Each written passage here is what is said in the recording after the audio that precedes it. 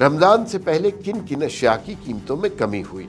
रमजान से कबल जहां अशियाए खुरोनूश समेत बहुत सी दीगर अशिया की कीमतों में इजाफा हुआ, वहीं कीमतों में कमी भी आई है।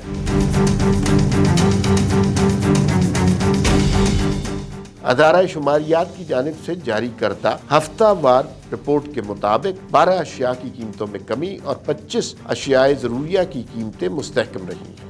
हालिया मार्केट और इदारा शुमारियात की रिपोर्ट के मुताबिक 29 फरवरी तक एक हफ्ते में दाल माश की कीमतों में 0.97%, LPG की कीमतों में 0.85%, टमाटर की कीमतों में 11.48% कमी हुई। जिन अशिया की कीमतों में कमी हुई उनमें अंडे सरे फहरिस्त है, जिनकी कीमत गुज़िश्ता माह तक 400 रुपए तक भी रही, लेकिन अब दर्जन अंडों की कीमत 230 रुपए तक है। रमजान की आमद से कबल चीनी 200 रुपए तक फरोख्त होती रही, लेकिन जबकि उस वक्त चीनी का रेट 147 रुपए है। इस तरह अच्छा बेसन 300 रुपए किलो फरोख्त हो रहा था, मगर इस वक्त बेसन की कीमत 260 रुपए तक पहुँच गई है, जबकि नॉर्मल क्वालिटी के बेसन की कीमत 230 रुपए है। अच्छे ब्रांड का कुकिंग ऑयल का कार्टन 3500 रुपए तक फरोख्त हो रहा था, वो अब तकरीबन 2500 रुपए तक फरोख्त हो रहा है। अगर चावल की बात की जाए तो नया चावल सस्ता हुआ, जबकि पुराने चावल की कीमत ज्यादा है। यूटिलिटी स्टोर कॉर्पोरेशन के एक आला ओहदेदार ने वी न्यूज को बताया